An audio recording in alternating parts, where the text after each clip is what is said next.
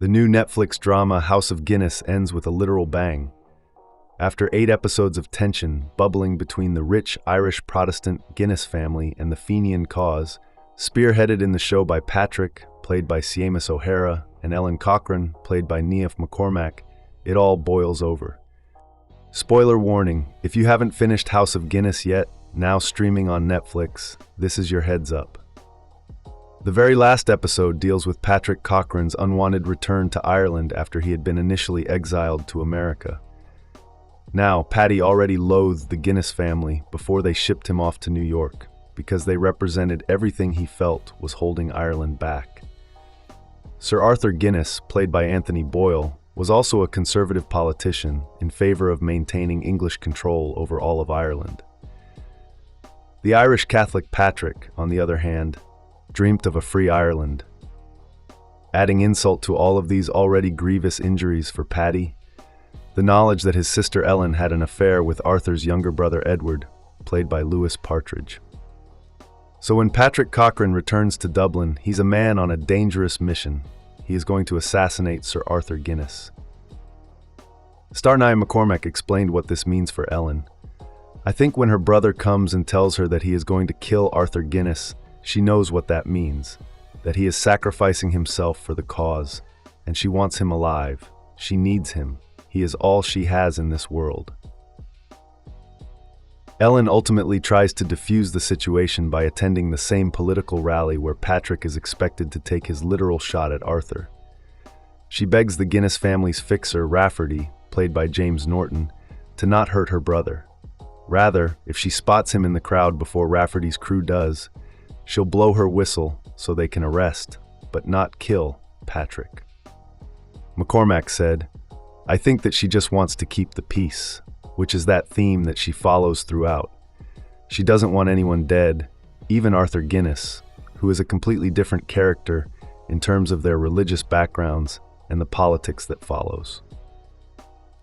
Of course, House of Guinness ends with Rafferty's men distracted, Ellen blowing her whistle, and Patrick taking his shot.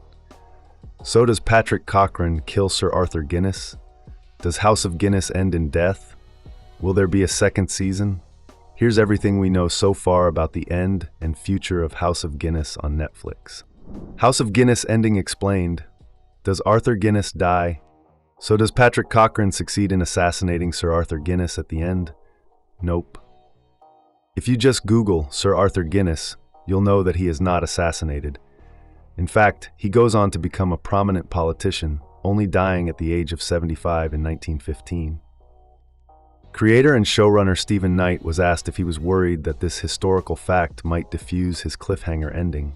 He said, "That bullet, I don't yet know where it goes." That means that even if Arthur escapes death, another character on the show could be killed instead. Many of the supporting characters, like the Cochranes and Rafferty, are fictional creations who could easily be sacrificed without changing history. Now, if Knight doesn't care about historical accuracy, after all, this is a show that touts itself as a fiction based on true stories, there are several Guinnesses who could get hit simply because they insisted on rallying around Arthur at the end. Knight shared that it was important to him that the family ends up united because he felt the Guinness family, in reality, they were like that. They had a lot of enemies.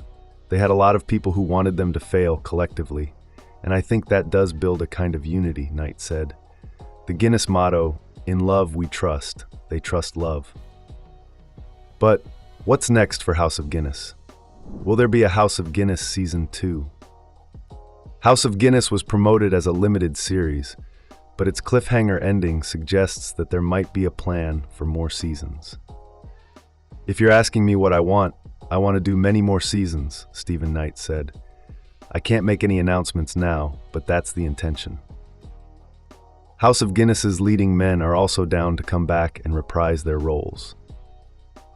We want to make this like Grey's Anatomy, Anthony Boyle said, after joking he'd like to see it go 19 years.